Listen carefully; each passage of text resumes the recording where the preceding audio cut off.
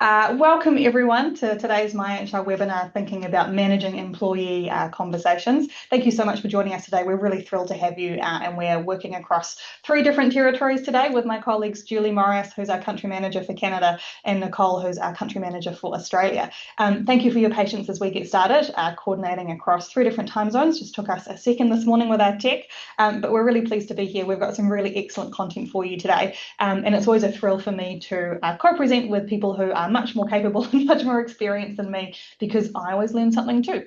So just a quick tech test. We've got quite a few people on the call today, which is fantastic. If you wouldn't mind just raising your hand or letting us know that you can hear and see me coming through clearly. Yep, we've got heaps of hands going through. Fantastic. It's the value of doing a bit of a tech run before, as we hopefully, when we get everyone in, don't have too many issues. So today's session, I'm just going to share my screen so we can jump into things, is about making sure that we are prepared for managing employee pay conversations, and making sure that we are doing the best we can to navigate these in less stressful ways or less difficult ways. So we'll get into what we're going to talk about, but first, again, let me just introduce you to my fantastic co-presenters today. Julie, lovely to have you on the call. Thanks for joining us from Canada. What time is it where you are? It is 1 o'clock here, and we just got some fresh snow today. So, yeah, we thought maybe we were on our way to spring, but lots of snow on the hills today. So, fortunately, not right on the ground, just up on the hills. But I'm ready for spring anytime. But excited to be here today and really looking forward to this conversation. I get asked lots of questions about this, so glad to pull some content together here Yeah, and to hey, present with both of you.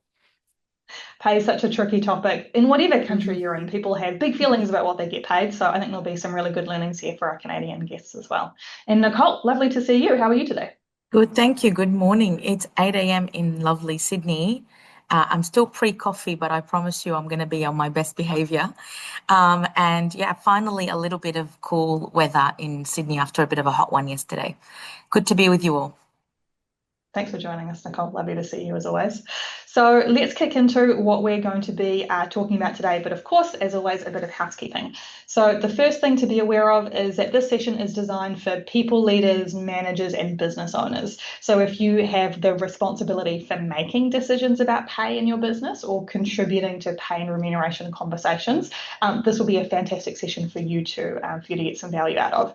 If you are an employee who wants to know better how to negotiate for your own pay or how to show up in pay conversations prepared, this is not a session that we've designed for employees, so you might want to have a look at some resources elsewhere. But if you do choose to duck out, we won't name and shame you. If you found yourself in a webinar that maybe isn't the best place for you at the moment, that's totally cool. That happens all the time. But just being really clear about who this session is for, because yeah, pay conversations obviously are a two-way street.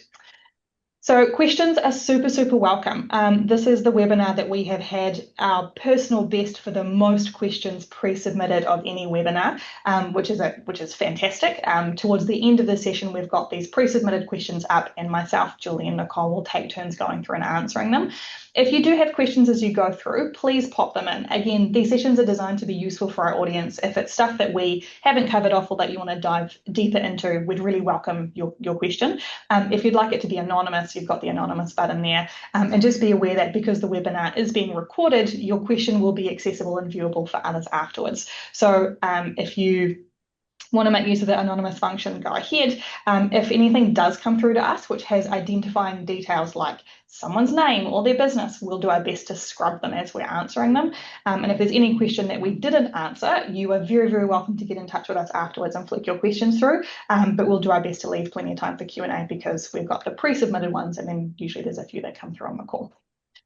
So I flagged the webinar recording will be available after the session, which means if you need to take a call or duck out, you're very welcome to, no stress, you'll be able to access it later on. Again, it does just mean that any questions will be recorded and available afterwards. So just be aware of that before we kick off. Alrighty.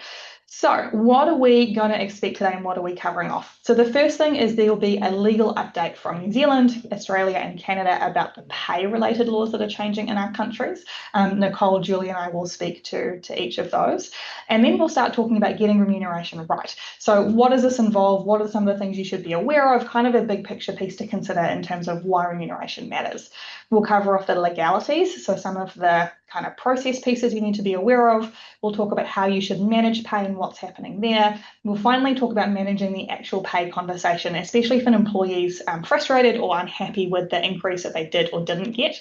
And then, as I flagged earlier, we will have some time for questions.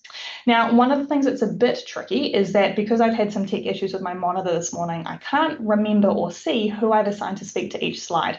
So I'm hoping that Julie and Nicole will be able to see that on their end. Yeah, fantastic. So what I might do is when I know there's a section change, I'll just ask them to jump in and let me know which of them is taking it. So thanks for your patience as we are slightly less smoothly organised today than we would otherwise have liked to have been.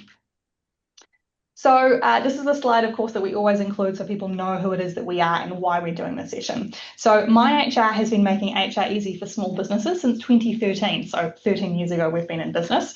And what we are is an outsourced HR provider covering all employment matters. So we do the proactive stuff around pay benchmarking, around salary reviews, around pay increase letters for your business. Of course, we cover the other sides of HR, including performance reviews, onboarding, making sure your policies and compliance are up to scratch, all the way through to what I think of as the pointy end of HR. So your disciplinary processes, your warnings, your terminations, termination for medical incapacity, in New Zealand managing ACC, and in Australia and Canada managing their systems over there as well. So there's not a lot that we haven't done or haven't seen, which is why when it comes to talking about pay, we're pretty confident that we have some useful information to share or some useful value to add, because there's so much that we touch in terms of the employee life cycle.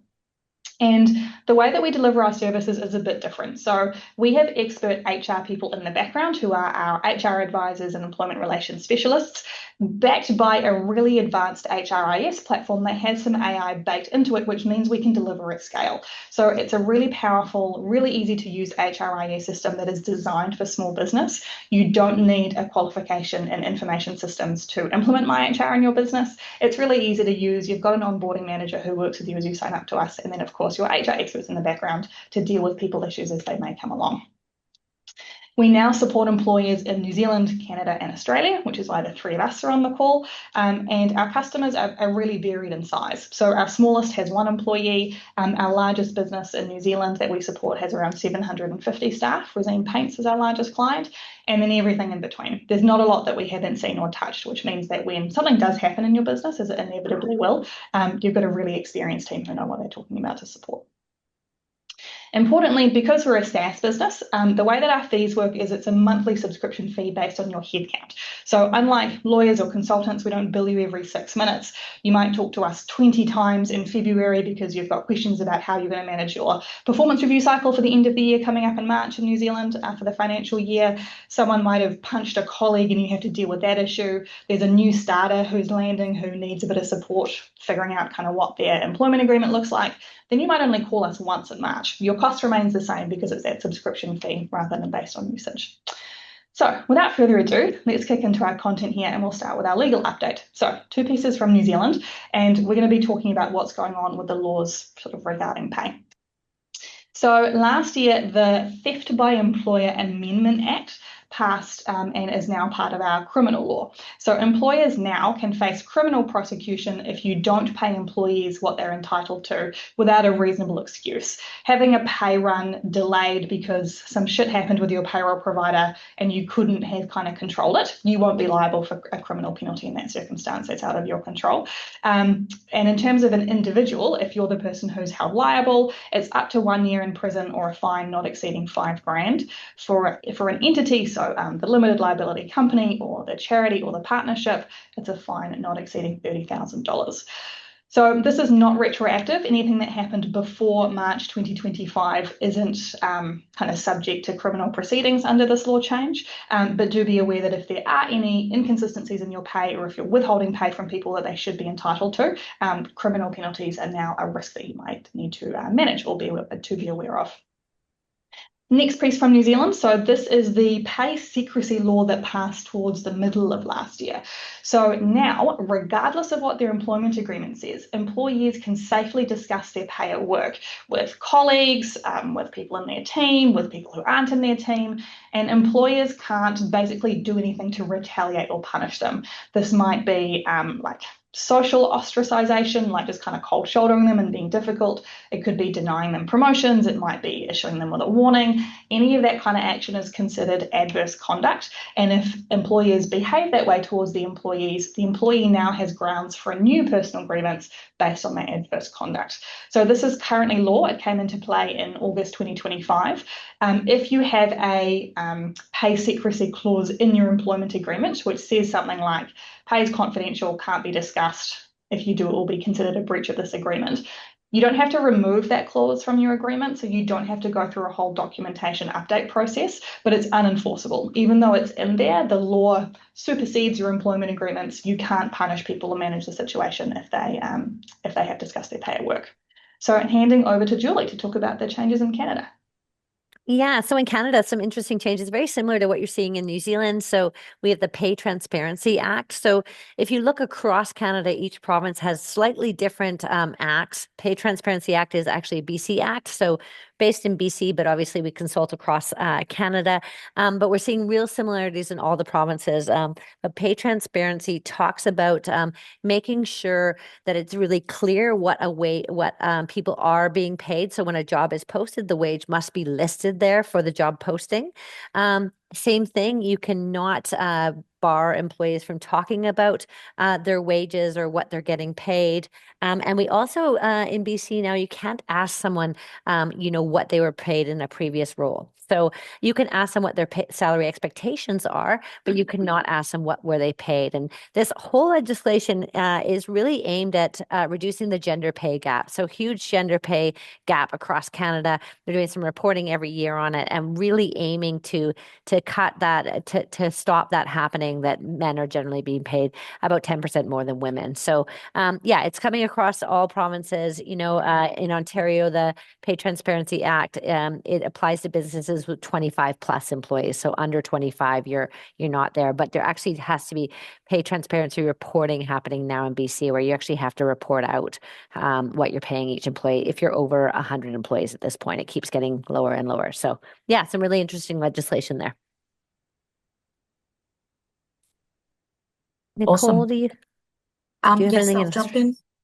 Yes, Sylvie, I think there's a next slide for Australia, please. Amazing. Thanks, Julie. Thanks, Sylvie. I won't touch on the pay transparency. It's also applicable in Australia, and it's also for the gender pay gap purposes as well. But similar to New Zealand, the criminal and civil penalties for underpayments are in effect from 2025. More importantly, late last year, there was a big case with Woolworths Group, which is a retail sector, around annualised entitlements. So for your modern award covered employees, if you take everything that they're entitled to in the modern award and turn that into an annual figure, rather than having to work out what overtime or penalties you owe them every pay run, you must always ensure that you're always checking, ideally every fortnight, not just annually, checking that they are better off overall with that annual salary. That's a big one, and sort of that's exposing employers with modern award coverage at the moment. So please pay attention to that. There are some award classification changes happening in various modern awards. So check the awards that apply to your business. Things like Children's Services Awards, the SHADS Awards, and others as well. There are a number of classification definition changes, and also the salary or the wages attached to them are being reviewed as well. Again, also looking at those sectors that have a lot of female employees and what that pay parity or that pay gap is looking like from a modern award perspective, which is good. And then a few more. Payday Super. So from 1 July 2026, this is a huge one for payroll. So please tune in, ask your payroll provider, your accountants, your bookkeepers, and from a business cash flow perspective, please be mindful that from 1 July 2026, which is a few months away, super will be paid at the same time as wages are paid. Currently, we pay super every quarter, but the legislation is changing that you pay super at the same time as paying the wages, obviously, so that the super funds can be invested a lot sooner within that quarter as well.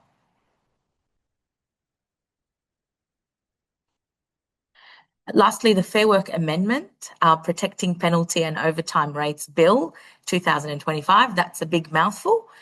It's currently being finalised as a piece of legislative change, essentially protecting, not allowing modern awards or agreements from reducing overtime or penalty rate amounts.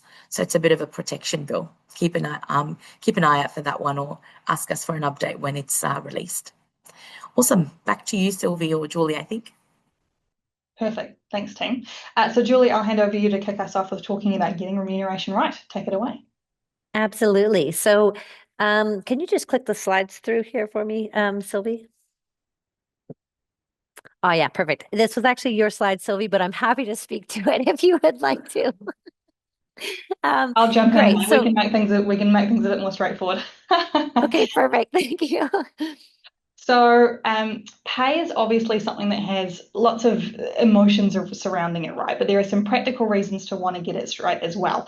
And the first is that pay is actually a hygiene factor. We know that when people get paid lots and lots and lots and lots of money, it doesn't increase your happiness at all. So it can be a massive cost to the business. But the reason pay matters is that being paid poorly makes people really, really unhappy. So you have this kind of risk factor to manage with pay in terms of when you feel like you're being paid unfairly or like you're being paid not what you're worth, you feel really stink and really grumpy about it. But if you are getting paid what you're worth or you're getting paid more, there isn't kind of a corresponding increase in happiness. So we need to get pay right to stop people being unhappy, but it's not a lever that we can use to make our team over the moon to be here and to be working for us. Of course, paying poorly affects retention. If you pay badly compared to other employers, you'll lose staff. And certainly in smaller markets like New Zealand, in niche industries or in smaller cities and towns, it can be really obvious what people are getting paid. People talk, and so if you pay badly compared to others, inevitably you are going to lose staff because you just don't have the pay to kind of compare. Obviously, it affects recruitment. If you're going to market and trying to and get people to come back into your business, if you're not paying a competitive rate, people just won't apply for the job. Lots of job boards these days will have filters where people can say, I want a role that pays between 60 and 80 grand or 70 and 90 grand. And if you're not showing up in those searches, people just won't be applying for your ad. Also, there's been over the last, what would you say, team? Probably last kind of 10 to 15 years or maybe 10 to 12 years, more of a move towards pay transparency. So lots of job ads these days will actually have the pay rates on there. Again, it's really easy for people to see if you are paying competitive rates, and if you're not, it's going to be really hard to recruit people. There's a reputational issue. Again, people talk. Just over time, it'll be difficult for you to keep people and replace them in your business because you're known to be an underpayer. And of course, we care because cash flow. There's no sense in paying significantly above market rates to make sure you can recruit and hire people, because in this economy, most businesses don't have the fat in their margins to be able to outlay kind of significant costs on salaries and wages. So we need to be really thoughtful around the impact on cash flow, kind of managing all the costs our business are carrying, because we don't have a lot of room to be making things up and recovering. So jumping on, Julie, are we next here? Getting some nods. I'll hand over to Julie. Yeah, awesome. So when we're talking about the legalities, we've got a few kind of minimums here, right? So obviously, I'm sure you're all aware that we have minimum wages in all the three countries that we have here, and actually for Canada, across every province, we have minimum wages as well. BC just went through a number of minimum wage increases, and now over the last 4 years, we're kind of at $17.85 as the minimum wage. New Zealand there, $23.95 as the minimum wage. Interesting how different it is there, right? And then minimum wage in Australia is $24.95. So major disparity between the three countries there. New Zealand has KiwiSaver, which is, 3% in addition to base pay. We have in Canada, we pay CPP directly. So there is no additional KiwiSaver is a retirement benefit. Is that right, Sophie? Awesome. Fantastic. And then going down the list here, lots of different options on how you can pay things here. So, paying in Canada, you can still pay with a check, which is probably very surprising for New Zealand and Australia, but you can actually write a check. It's not very common or very popular. We had a client that just took on MyHR, and one of the employees, when they found out we were taking on, they're like, can you stop us getting paid by check? And I'm like, well, that's not exactly what we do, but we will gently encourage. Bank transfers, checks, all those things. But like Sylvie said at the beginning, it really is a hygiene factor, right? It's really like the bottom level of if you're not going to get anything right, at least get how much you're paying people right and get it into their bank accounts on time. So really, really important there. Obviously, the Pay Transparency Acts, I think, are going a long way towards eliminating discrimination and gender disparity. So it's very exciting to see those things. I think they're really a positive thing. I think the secrecy around pay needs to go away. It does make it harder for businesses, but that's where we can help and where we're going to give you some advice today on, how to make it more easier to know what you're paying people and then be transparent about it. So I think it's a really positive piece. And obviously, if you're paying wrong, that's when you're going to end up in challenges. We see that in Canada with overtime rates, and we have averaging agreements. So making sure you're doing all of those things right so that you're not getting it wrong and you're not ending up at Employment Standards Branch to discuss a simple little thing that wasn't done quite right. Awesome. So we're going to talk about, Nicole and I are going to share the next section, and we're actually going to talk about different strategies, different kind of processes and strategies for actually how you decide what to pay your people. And I'm not surprised we had so many registrants on this webinar because, as I said at the beginning, there is a lot about this. And we tend to start a small business and start paying people. And then it's as the business gets bigger or you've been around for a longer time that you start to go wait a second, how often am I supposed to increase people's salary? And oh, my labor cost is growing. Is it growing the way it should be growing? So, so a couple of different options. So one of them is an ad hoc process. So basically, you pay people what you think. And you increase them maybe when they ask or when you go, oh, we had a great year, I'm going to do it. So ad hoc, it means you don't actually have a system or a structure to it. So some of the pros for that is maximum flexibility, minimum bureaucracy and admin. So you're just doing it as it comes up, whatever you think. It can feel more tailored and personal to the individual employees. It can allow for a quick response to exceptional performance. And it does avoid that rigid one size fits all sort of compensation structure. And it doesn't take ages to set up. You just start paying people and you make decisions based on what you're seeing right in front of you. So that would be an ad hoc. And I'd say we see that in a lot of businesses that are sort of in the 1 to 20 range. We definitely see that ad hoc more commonly there.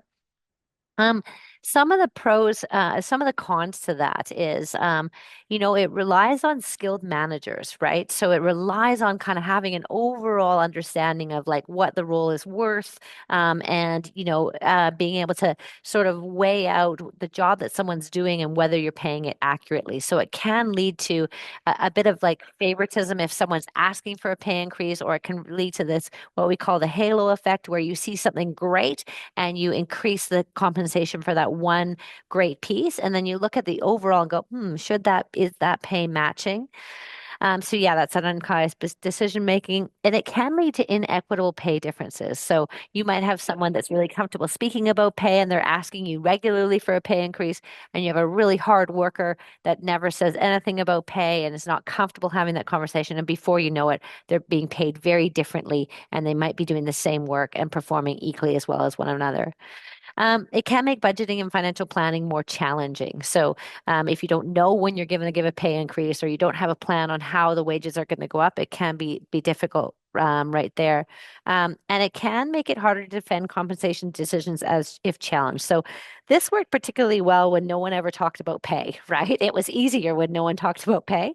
You could just pay people what you wanted. But this whole pay transparency piece and that whole how people are talking about money, that they're much more open about it does make it more challenging if you're using an ad hoc process, and that lack of transparency for employees, right? That idea of well, how do you get a raise or an increase here? Or how do we know if I'm doing a good job if my pay never changes? Those type of things. And it can be difficult to benchmark against market rates systematically.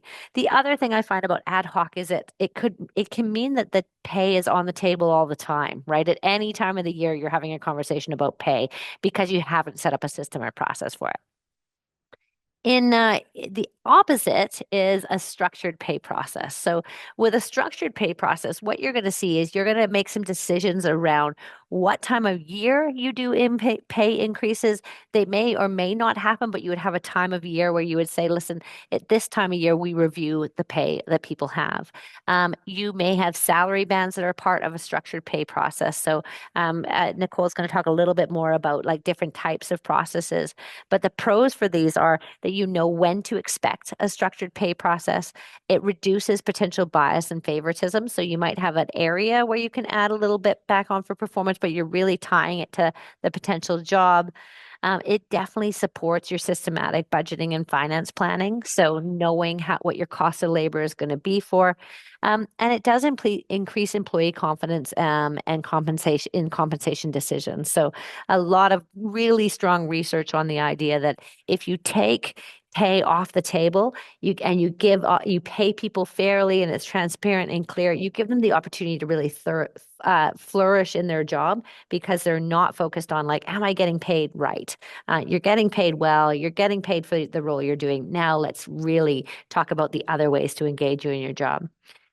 Much more objective in terms of performance management, so you can tie those two together. More accurate benchmarking. You can take things like cost of living increase into account when you're making decisions in a structured pay process, and it can be easier to manage compensation across the org, right? So there's less of that drift, right? The cons to a structured pay process would be things like, it does take time and investment to develop it initially. It can feel less personalized and less flexible. It can feel a bit impersonal, right? It's like, great, you've been here a year and you're at this level now. Here's what we're paying you. So there's ways to make it feel a little bit more personal, but it can be. There is a risk of becoming too rigid and too mechanical. So that might be, where you've like they're in the band, they're there, but having some flexibility so you don't lose some top talent for a small increase that you might be able to provide. It can be challenging to update and maintain. So you can do a whole bunch of work on setting up your bands and then they're out of date. They can become out of date, right, as cost of living increases. Yeah, and you might not be able to quickly respond to individual exceptional circumstances. So those are kind of those two pieces there. And Nicole, I'm going to pass it over to you to talk about the pay strategies. So Nicole's going to talk about like, how do you decide what to pay if you have a structured plan? Yeah, absolutely. Thanks, Julie. I want to set the scene real quick before we go into the three options for pay strategy. You heard us just earlier talk about the minimum wages for each of the three countries. So the work I'm about to talk about, which is pay below market, is not about paying below those minimum rates.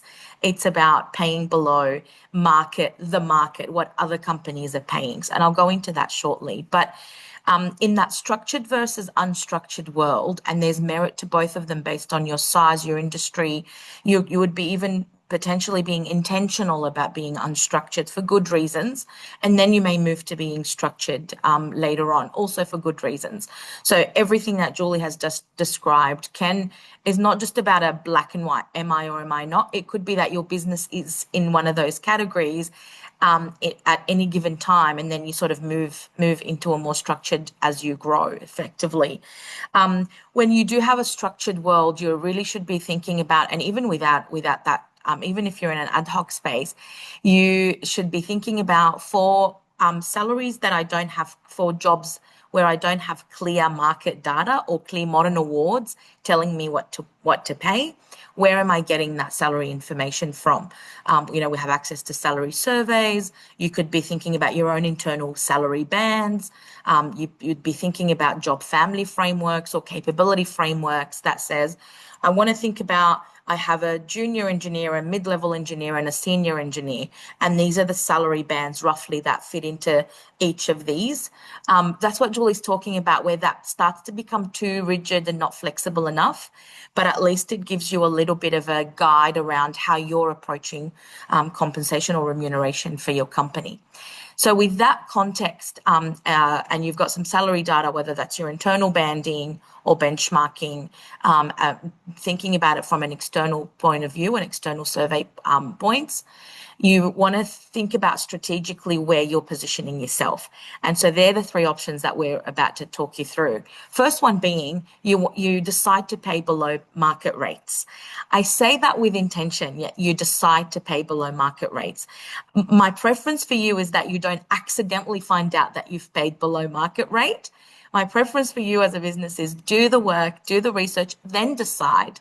I've worked with a lot of industries, aged care being one that comes to mind, where yes, we do, for one provider I have in mind, we did decide to pay below market rates given our position as the size of our company, our financial position, where we are from a cash flow point of view.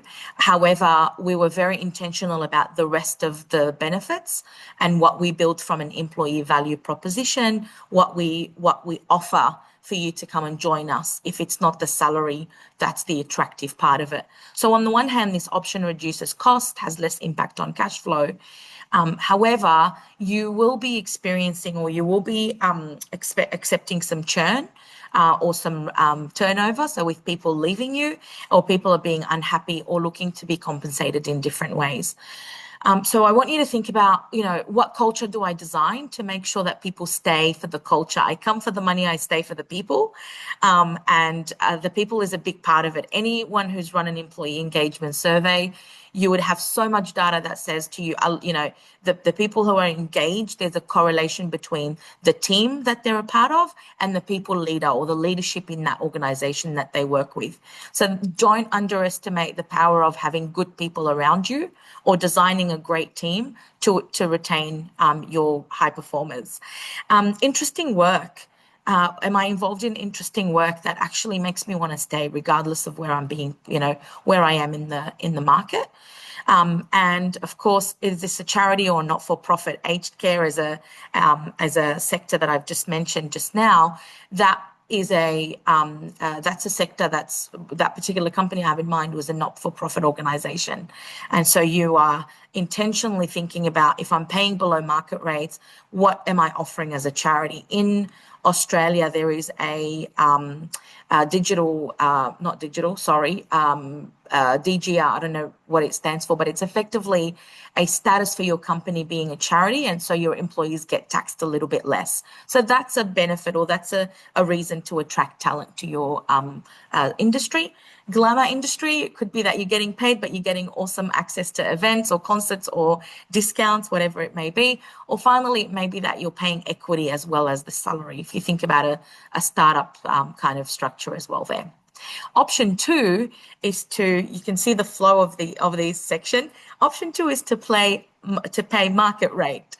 And so taking paying out of the equation when competing for talent, and just paying the middle of the road, or paying that average pay rate. That is what everyone else is paying. We have this conversation at the moment a lot with organizations that are building their sales department. And so thinking about, there isn't a lot of modern award. There isn't any modern award that guides, in Australia at least, what to pay my sales guys and girls. And that is, from a business development manager level, or from a account exec or a business development representative point of view. Some organizations choose to pay market rate, but then think about your commission structure and your bonus structure. So that's another example of where paying that market-based salary comes into play. I'll just get Sylvie to pull up the rest of the slides. I was doing so well remembering everything, but then I'm like, I better check what's on there first. So it can be difficult to know what others are paying if you don't have market survey data available for your specific size or industry or a specific role. It still doesn't entirely remove risk for employee turnover or churn. That's because that whole thing that I spoke about around engagement and the people I work with and the leaders I report to is still a very big part of it. I don't just stick around for pay if these other things are not working the way I expect them to as an employee. And finally, or a couple of more things, you'll need you should think about being, or you need to be, a great place to work for other reasons. And of course, commitment to market rate may undermine other opportunities. So think about that when you're thinking about, paying at market. Lastly, on this section, you may make a deliberate decision. Again, don't accidentally find out that that's what you're doing. Be deliberate about, I'm now paying above market rates. Now, there are times, I want to talk about the elephant in the room. There are times where you decide to pay above market rates for some positions in your company, but not all. It's not a one size fits all for all your positions. You could be looking at a particular role that is very hard to fill, and you've been at recruiting this role for forever and a day. What role can I think of quickly? Machine learning engineer based in the middle of nowhere. And you're really desperate for this role. It's a key role. Don't act out of desperation. Think very calmly and strategically about what you want to do. But you may be thinking, I am going to pay above market rate for these hard to find roles or hard to fill, which is why workforce planning and succession planning are extremely important for when you're thinking about your organizational structure, which is another webinar for another day, and other webinars we've done before as well. But you want to be more competitive, and you want to attract talent in that space, hence why you're paying above market. What happens when you do that is a couple of things that I want to just unpack. It can be expensive to maintain. If I start with a big expensive salary and I'm expecting salary increases along the way, that can become a long-term issue for you, especially with market fluctuation. So thinking long-term is also important. Can lead to unwanted retention and those golden handcuffs. So employees that no longer love the work but can't afford to leave. I used to think, no, surely it's all about loving the work, and surely people leave out of, yeah, I used to think that. And a lot of employees and, and employers say to me, I really want to leave, but I can't afford to. Or this person wants to leave, but they can't be paid anything else outside. So how do I re-engage them, make sure they're happy and they're actually doing the work, because productivity starts to dip. And lastly, this can lead to organizations not focusing on the culture pieces because, hey, we pay a lot of money. So, we pay you a lot of money. Don't worry about culture. Don't worry about the fruit bowl in the kitchen. Don't worry about the benefits. Don't worry about that manager being not nice to you. You get paid a lot of money for that, right? So just be careful not to fall into that trap. It's very important. I think I'm handing over back to you, Julie, for pay parity. Yeah, that's right. I'm going to go fairly quickly through this slide and the next slide so we have some time to finish up the conversation about how to have those conversations, and we have time for a Q&A. So this is very similar to, the pieces that Nicole was just talking about there, right? That market parity. So pay parity, we were talking about, is it fair? Like, are we paying fair? And what are you paying? Where's the fairness? So paying market parity means you're paying fair to a market in one place or another. You're looking for an HR coordinator. Is the salary that you're paying very consistent to what all HR coordinators in your area, in your type of sector are being paid, right? It is hard to assess. The pay data is held privately. However, with the Pay Transparency Act, you're seeing a lot more on postings before. We used to never see this on job postings before. So it is becoming more clear. And then internal pay parity, right? If employees are starting to be able to talk about what they're getting paid, you really want to start looking at the internal pay parity. And you might not have had that in the past, but you can take a chance now to have a look at it, decide whether you do have any real outliers there, and is there a reason to justify that outlier, or are there some people that actually do need to be bumped up to match that internal pay parity? And does your pay scale make sense? So that was the structured piece we were talking about. And then like for like pay parity, right? So people in identical or similar roles being paid fairly. And that's where you might build a bit of an actual matrix that shows your roles.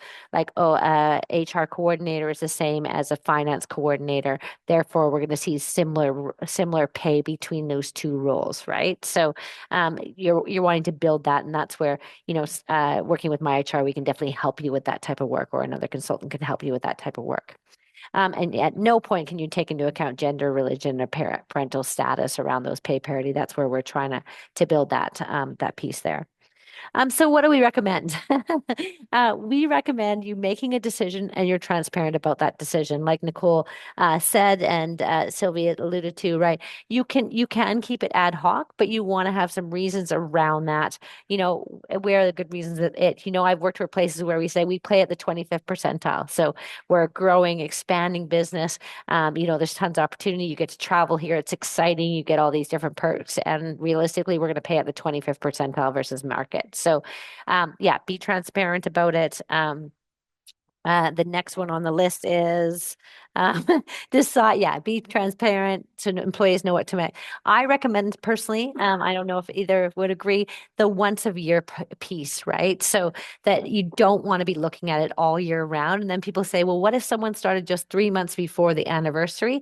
You can decide whether, their performance has shown you something very different and you want to improve, to change their pay at that point, or you would wait the full sort of 15, 16 months to do it at that point. So anniversary date, same for performance reviews. I have the same recommendation. Do it once a year, get everyone sorted on it rather than trying to do it every single anniversary date.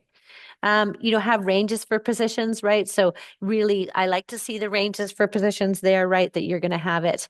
There's going to be a range for each position, and those are the ranges you would post on your job descriptions as well. And then adjusting ranges based on cost of living increases. So even if you don't have a lot of money to increase salaries, you're paying attention to the cost of living and looking at that there. So those are our core recommendations. And it's over to Nicole for a couple of minutes on how to have the pay conversation. Awesome. Thank you.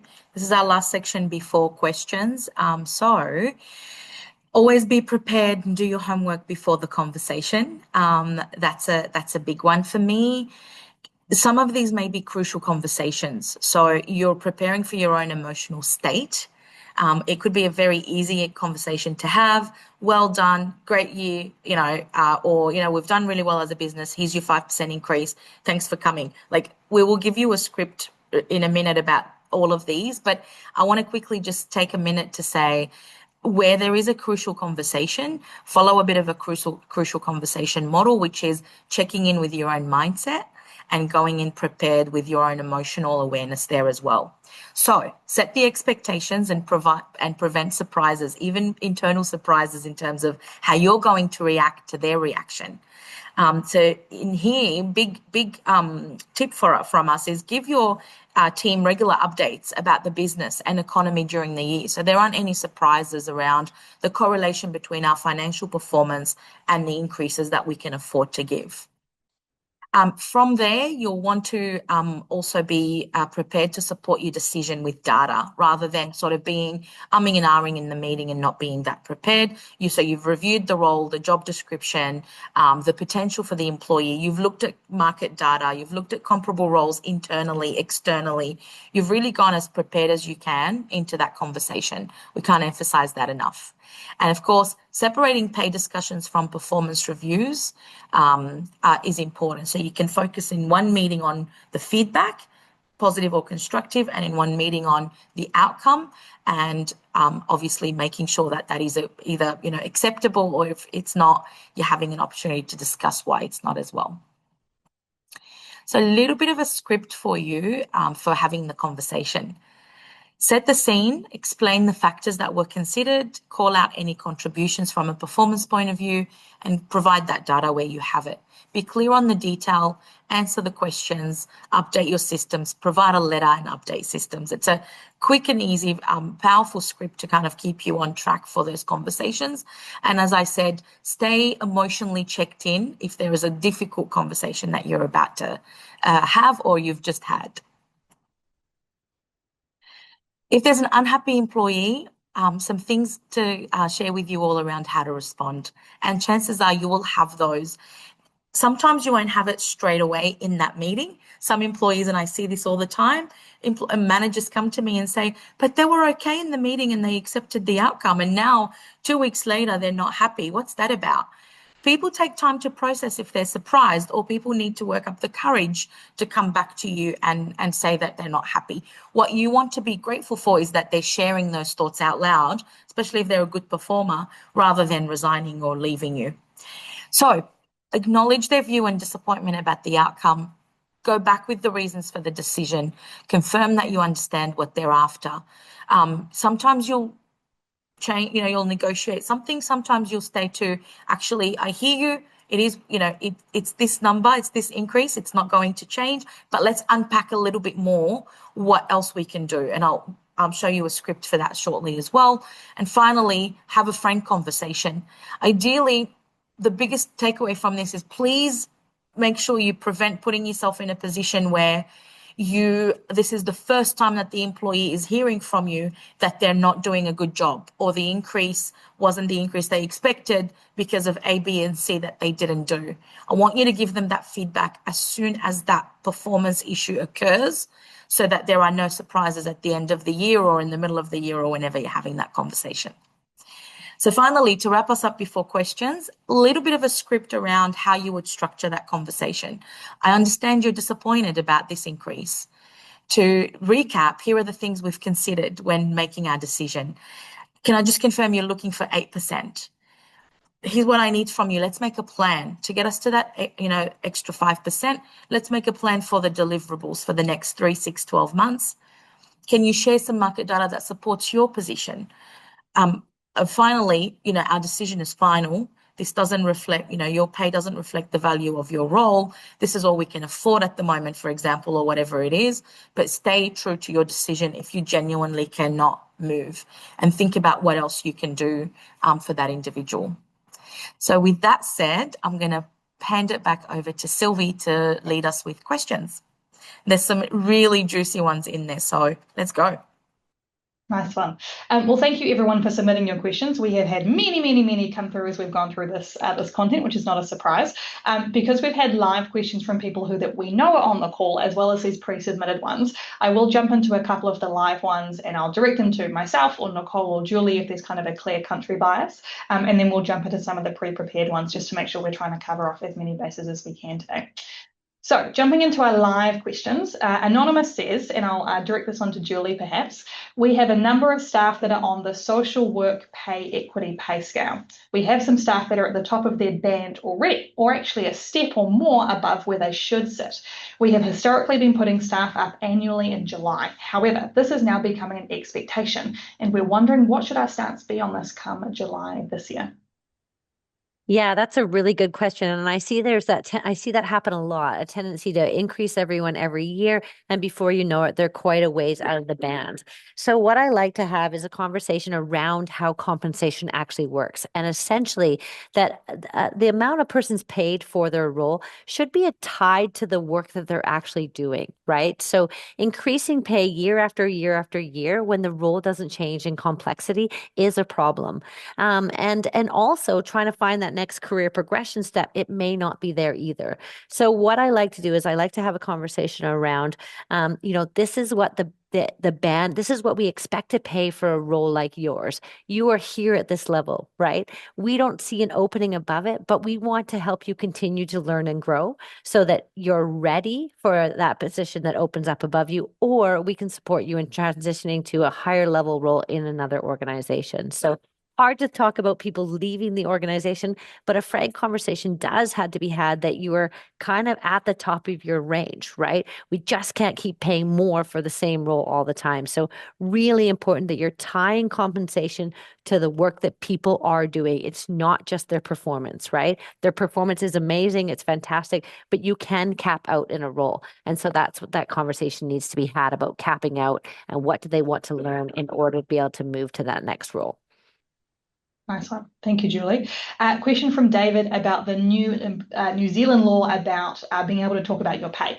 Kia ora, Sylvie. Quick question with the Employee Rem Disclosure Act. Obviously, staff are now able to talk if they want to about their pay with others outside their manager. However, as the employer, are we obliged to enter into that conversation? For example, person A and person B say they want to talk to us about their pay. As an employer, can we say that we only want to discuss individual rem with individual people, or would it be considered negative conduct to not have a more open conversation.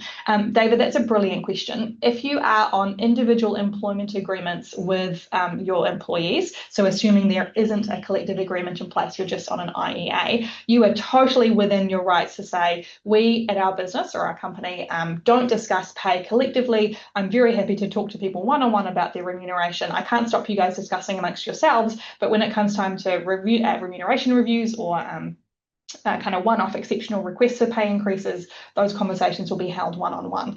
And if you are open and kind of transparent about that, and people know that's how pay gets managed in those one-to-one kind of relationships, I think over time it probably wouldn't be a problem. Something you might want to think about though is to think about whether if your staff have an appetite to be chatting about their pay together and kind of negotiating with their employers as a group, that's behaviour where a union can sometimes be a useful intermediary because they are a more organised, experienced party who can help manage those kind of collective conversations. So potentially an avenue there to look to see if there's a union who might be able to provide support. On the other hand, it maybe shows that there is a need for a bit more transparency in the business or in the organisation. So sharing information about your pay bands, sharing information about what average pay is within teams. There are varying kind of steps along the spectrum of zero pay transparency from the employer to sharing a spreadsheet that has every single person's pay in it. So potentially there are some things you might want to look at or consider in terms of being a bit more transparent about pay so that you're not kind of fielding these cliques or kind of units of people who want to be negotiating pay with you collectively rather than on a one-to-one. So I'll jump into our pre-prepared questions and then come back to our live questions and just again kind of be jumping back and forth. So let's jump in and have a look at ones that people submitted earlier. So question here, and I'll pop this one to Nicole. How do we respond to questions about salary where staff have knowledge of colleague salaries and use this to advocate for their own salary increase? So a similar topic to the one that we've just asked. And Nicole, I'll hand over to you. Yeah, absolutely. We've just spoken about pay transparency, you now know that people are, what you can't reprimand someone for sharing what they're paid. That whole pay transparency legislation changes. So you will have that scenario where someone says, hey, Nicole's on $10 more, what's going on there? And if you're looking at your remuneration every so often and you're doing you're supporting your reviews with the data and the competencies and the experience and the skills, then chances are you will have an answer ready to go in terms of where, Nicole's a senior sandwich maker and you're a mid-level sandwich maker in our capability framework. That's why she's on $10 more, because she does these extra tasks and you don't. That could be an easy conversation to have. So you're linking it back to the skills and the actual role and the work involved. If it's like, hang on a minute, we're both mid-level sandwich makers, and yet she's still getting $10 more, those are going to become trickier for you to handle. It could be that Nicole was with you for 20 years additional, and she's been sitting there with her beautiful 5% pay rise every July. And so no one's ever going to catch up to her. So there's that kind of openness around, tenure and experience, and people who have been here longer have done X, Y, Z. So it's never going to be comfortable to talk about. It's never going to be an answer that the individual is likely to want to hear.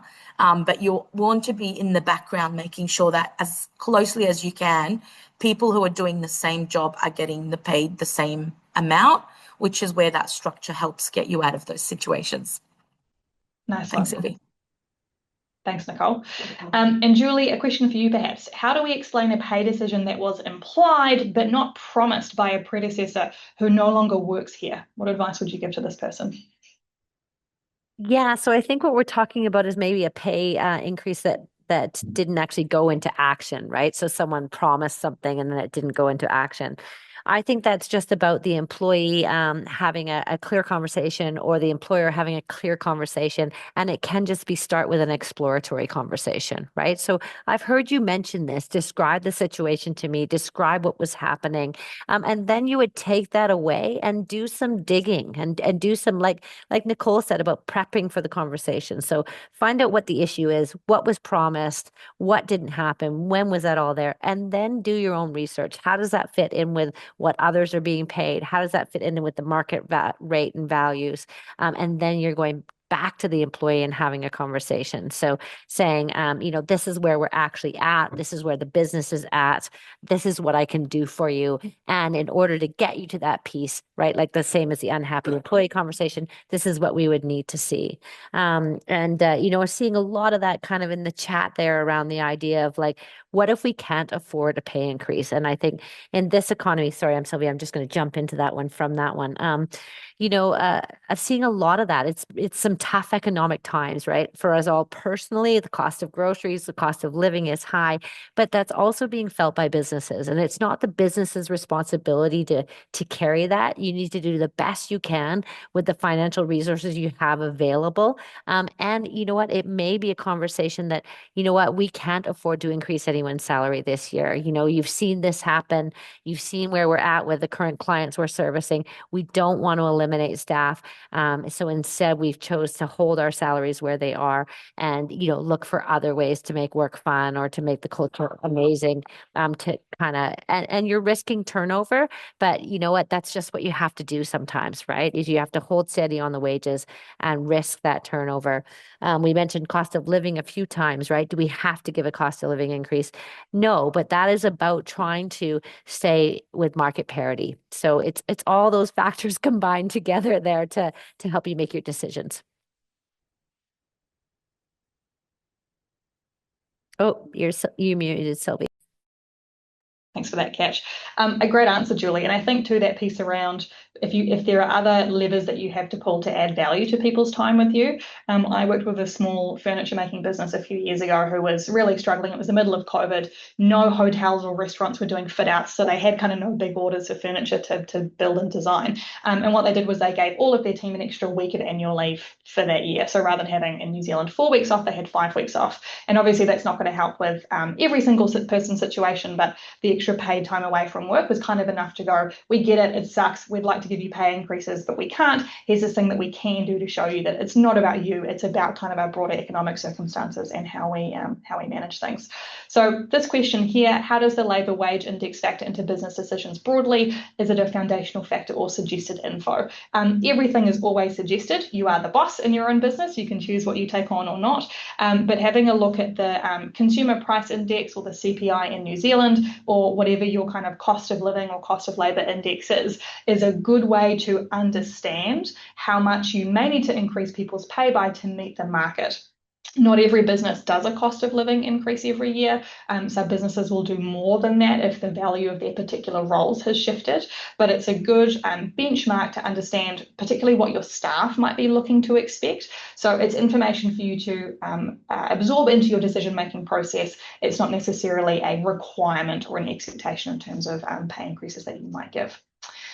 Let's jump back into our live cost of living. Anonymous asks, and this question came in quite early in the session, can you pay based on an employee's situation, like whether they're single or whether they're married with 3 kids? And I think this came in on the slide where we were talking about you can pay based on performance and experience, but you can't pay based on their gender or their religion and so on. Nicole, did you want to take a stab at answering that one? What are your views? I was wondering if you were going to throw this one to me.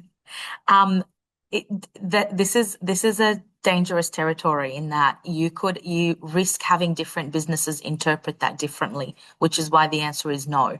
For example, you may have a bias towards a single employee works longer hours, therefore they deserve a higher salary. And then you'll have the business next door with a bias towards a married employee with 6 kids, has a lot of kids, to feed, I'm going to pay them more. So that those differences in the way businesses are going to interpret these situations opens up to a really kind of huge gaps and inequity and sort of inequality in a particular region or market or country. So generally, you're paying for the role that is being performed, regardless of the personal circumstances. Hope that helped. That was a hard one.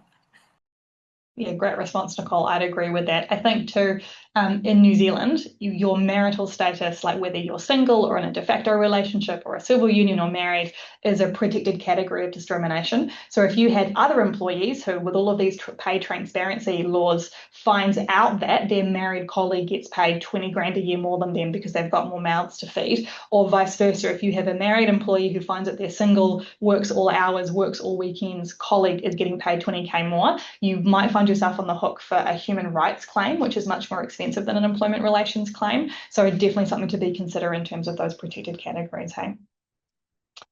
And we'll jump back into our questions on our screen here. We're at 10:59 for time. I've got space to stick around and answer a few more questions. Nicole and Julie, are you both clear? Have you got a hard stop at 11? Yeah, I'm getting some nods. Fabulous. So, Julie, this will be a question for you. So we are a small business, around 25 staff, so we've got people with a range of start dates. As a result, their anniversary dates are all over the place. So being able to align annual performance reviews and REM reviews has always been problematic. Is there a solution to this or a rule that we can implement to save on all the admin hassle but still be fair to our staff? Yeah, I'm a big fan of one time a year because I think if you're doing it all year long, you're not going to get everybody. You're going to miss people. And plus, it's always something you have to do. I've seen lots of businesses that try and do it on the anniversary date. And the problem is you're just not got your head around a performance review. So I find it gets scheduled and then it gets pushed and it gets pushed and it gets pushed, or a pay increase. And that's actually worse, right? Scheduling it and pushing it is much worse than annualizing people. So I recommend that annualizing everyone to whatever date matches your calendar year. You know, in Canada, you can have a year end that's anytime during the year. I know New Zealand is always March 31st. So, you know, you might have, oh, maybe not always. You might have, choose that all of your pay increases are going to happen in May, right? So you're going to choose that date. So let's say you have someone that starts in February. You know what? You might be like, you know what? We're not going to manage it. We're not going to do a pay increase conversation in May. We probably will do a performance conversation because I think it doesn't matter. You might be in the probation or early days, but you can still have that performance conversation. It sets the stage for next year. But you're just going to be very clear with someone and have that transparent conversation. So when you're looking at your number of employees and you're looking at their start date, you would just front load that conversation with the 3 or 4 employees that are not going to be up for a pay increase because they started recently. You just have that conversation saying, hey, we're going to leave your salary where it is this year. We feel fair that we brought you in at the right level. But, you know, we do it annually and you'll be up for a pay increase conversation next year. So, yeah, that's my recommendation on that one. Nice one. Thank you, Julie. We'll do one more pre-submitted one, then jump back into our live ones that have come through. We are at time for our webinar, so if you need to shoot off and go to the next thing in your day, you're very welcome to. Thank you for joining us. The recording of this webinar, as I mentioned earlier, will be available afterwards. You'll get an email with a link. So if you need to go but want to come back to see the questions, you're very welcome to do so. We still have about 100 people on the call, so people are sticking around. We'll keep working through this and working through our questions and then aim to finish at about 1:15. So let's jump into our next question here. Nicole, I'll throw this one to you to start, hey? How do we handle questions or comments around Australian versus New Zealand wage comparisons? We comment that it's a very different market, and we also mention the other benefits they receive. However, is there a better way to tackle this comment? For a bit of context for our Canadian listeners, pay rates in Australia tend to be higher than in New Zealand for a whole bundle of reasons. I expect that this comment is coming from a New Zealand employer who is having trouble competing with pay rates in Sydney and in Perth. So Nicole, do you have some thoughts about this question? Yeah, thank you. To the person who asked the question, just to confirm, you are very much on the right track in terms of the commentary around the difference in markets, the difference in the economies of the countries. So there's probably, my advice would be that not knowing what your exact script is around that, there's probably opportunity to sort of build that out a little bit more around cost of living. CPI percentages are different. One's 3.8 last I looked, one's 3.2, Australia's 3.8. And so that you could kind of beef that script out or build that script out with more data is my first advice. And of course, you're definitely on the right track mentioning the other benefits that they receive. The next layer from here is that you're looking at the role that they're in. If you recall, I spoke briefly about job family frameworks or capability frameworks. So the role that they're doing, what is that paying from a New Zealand perspective versus an Australian perspective? That's going to be a different sort of flavor if it's someone in the sales team versus someone in the customer success team or in the kitchen and so on. So there's probably a little bit of work for you to do around what does that role look like. For example, you can comfortably say it has been extremely hard to hire this really hard to fill position in Queensland, Australia, which is why we paid that person a little bit more in addition to the Australian environment. Or the reverse could be true of it was really hard to find this person in Wellington and we needed them to be in Wellington, so we're paying them more. Regardless of the country, there's also, is there a role-centric reason as well as the company, as well as the environment or the economy of the two countries? The cynical part of me, Nicole, says to say to someone, if you want Australian money, you need to move to Australia because we can't be paying. Why? Let's not look at rates that you would get paid in India for this type of work. Oh, look at that. It's 90% less than you would be getting paid here. It's really it's impractical to be considering pay across different countries. You could cherry pick any country to compare your pay to and come out significantly better off or significantly worse off. So sometimes it's a bit of an education piece with your staff, but feel very free to shut that down just to kind of back up what Nicole was saying. And certainly with my cynicism of many years of dealing with these kinds of comments in the New Zealand environment, just tell them they need to move if they want that kind of cash.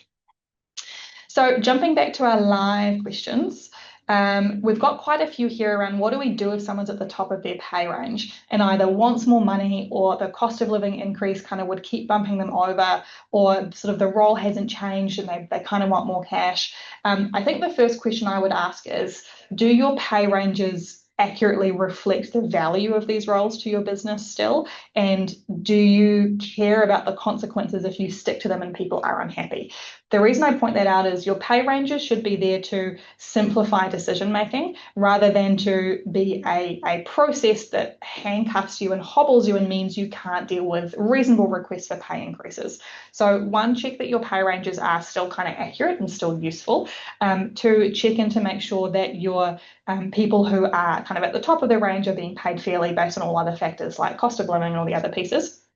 The third thing I would suggest is if you are choosing to not pay these people more, the cost may be that they resign, or the cost may be that they are disgruntled and unhappy and kind of run their mouth off to everyone else they work with around the fact that they've been here this many years and are still getting paid what someone with 5 years less experience, there just might be a bit of disgruntlement happening. Are you okay with those consequences? If you are, fine, stick to your pay bands. If you're not okay with those consequences, either figure out what an argument might be for getting this person the increase that they're looking for, or an increase you think is reasonable, or have a look at seeing whether adjusting your pay bands is necessary. Pay bands are a tool to simplify decision making. If they are hurting your business in other ways, they are not a good fit for purpose tool. So have a look at whether that's might be something that you can explore. Sylvie, if I could just add something there. One thing to think about is, if you're an owner for the business and you're doing a whole bunch of things that you might be able to hand a few things off that then allows that person to grow into a bit of a bigger role. I see that a lot in businesses with 10, 15, 20 employees where the owners are doing it all and they have really loyal employees, and there may be an opportunity to provide a little bit of growth there. You give yourself a bit of a break, you take a bit of the stress off, and it costs you $1 or $2 more an hour, but you're getting that growth for that employee, that continued commitment, and you're getting something back in terms of being able to maybe stand back from the day-to-day operations of your business, look at the bigger picture and go, hey, how do I want to grow this thing? Or what other services could we get into? So try not to have to own it all. Sometimes that push up against the salary band is a good opportunity to go, maybe I do have someone here that I could grow into the business. Yeah, great contribution. Thanks, Julie. Good call out. Next one. Nicole, I'll jump in with this one here. We've got quite a few questions around what happens if we just want to pay for performance. So the question that was submitted was, how do you answer questions about inflationary increases when you're a pay for performance culture? And the live question that came in that was similar was, can you just pay based on performance? How would you respond, Nicole? Yeah, and I mean, yes, you can pay based on performance. You can pay based on inflationary increases only, and you can also not pay, as you heard us say, if someone's above market and you decide not to pay them, you can also do that. Like all of these are absolutely options available for you. The question is, how do you answer those? So it goes back to that education piece with your team members around how we do compensation around here. So it could be that you could have 2 or 3 slides as part of your town hall, explaining your compensation approach rather than, which will save you a lot of one-on-one conversations, or you could have an ask me anything session and your employees ask those questions openly. I think the answer to this is the education up front to sort of prevent those sort of reactive questions after you tell someone their increase, or being open about, we have a pay for performance culture and this is our approach. This is what that means for high performers. This is what it means for effective performers. Be open if you can around the scale of increases that you're working with, and therefore this doesn't take into consideration inflation. Being as sort of open with that as possible, but my preference is to educate beforehand to help you run a smooth process. Adding to that too, it does lock you into increases. Well, the expectation is people will get increases if they've had a smashing year. Even if your business lost a major contract, has had a 20% rent increase, your supplies have gone up 15%. If your team can fairly point to their performance reviews or can point to their deliverables and go, I had a stellar year, I would like a 10% increase, please. But you just aren't in the financial position to do so. Have a think about whether there would ever be circumstances that would mean you would want to have an explanation or a way to manage expectations around pay that wasn't just based on the values of the business, along with bad attitude, culture erosion, and so on.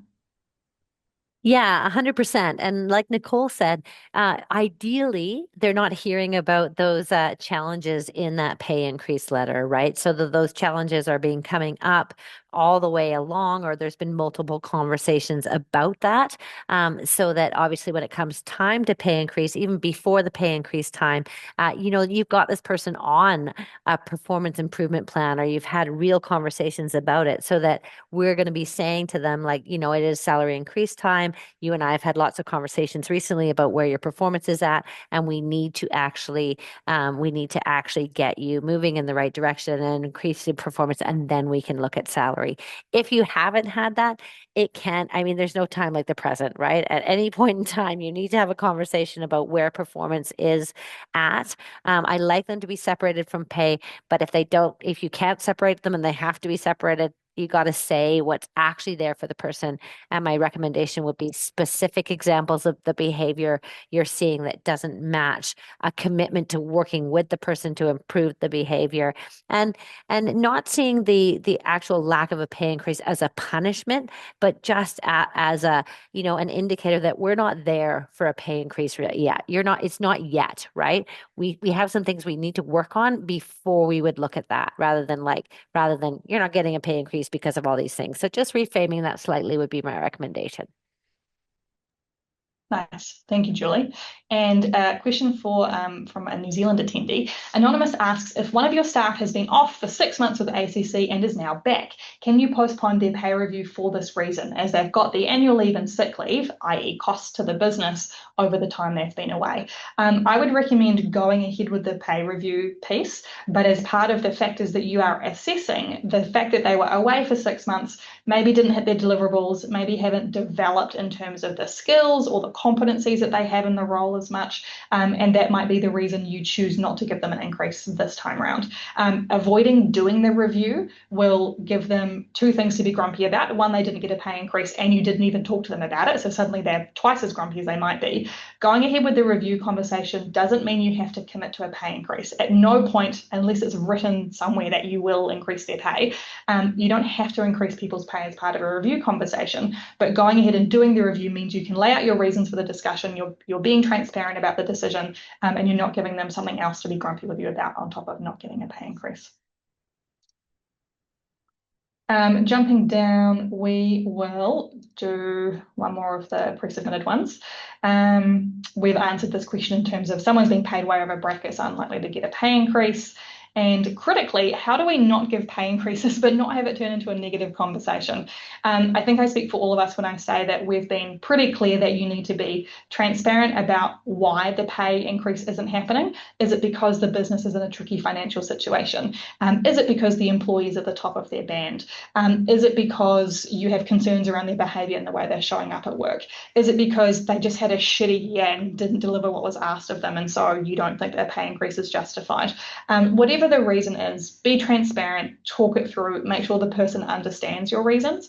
You don't have to convince them that you're in the right. People very rarely will agree that they're wrong for wanting more money. You don't have to try and convince them, but make it clear what the reasons are. And if there is a particular increase that they were looking for and didn't get, or even if it was just a cost of living increase that they were expecting but hasn't happened, lay out a plan for getting them to the pay that they want. Whether that's, I need to see a significant shift in your attitude and your behavior at work, or the business frankly needs to be profitable again before we can be considering pay increases. Here's what you can contribute in your role to make sure that we're making money, or here's what I need to see to get you from a $2,000 increase to a $10,000 increase. Let's make sure that you're picking up extra tasks from the senior sandwich maker in your team, or that you're shadowing kind of critical client meetings with a senior account manager, so that as your skills and competencies increase, the value delivered to the business increases, and therefore we give you more money. So be transparent, be clear, talk about it, have a plan, and then deliver on that plan and making sure that you're showing up for your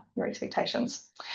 So those were all the pre-submitted questions that we had. We still have quite a few coming through in the Q&A, but we're going to have to be thinking about wrapping up because we're now at time. So look, thank you so much for attending today. We know that taking time out of your day is always a commitment, and we trust that you've had some value out of this conversation. If you have a specific question that wasn't answered, or if after this call you think of something that you'd like our input on, here are our email addresses for how you can get in touch. I'm sure I speak for both Nicole and Julie when I say that we would be happy to have a chat with you just to see what this conversation has sparked. And the recording will be available again, and slides will go around in an email that follows up with the session too. So to my co-presenters, Nicole and Julie, thank you for coming along with me this morning, especially Nicole with an early morning start. I look forward to collaborating with you again, but thanks, we'll see you next time. Thank you everyone that attended, and thank you, Sylvia and Nicole. Thanks, team. Thanks, everyone. Bye.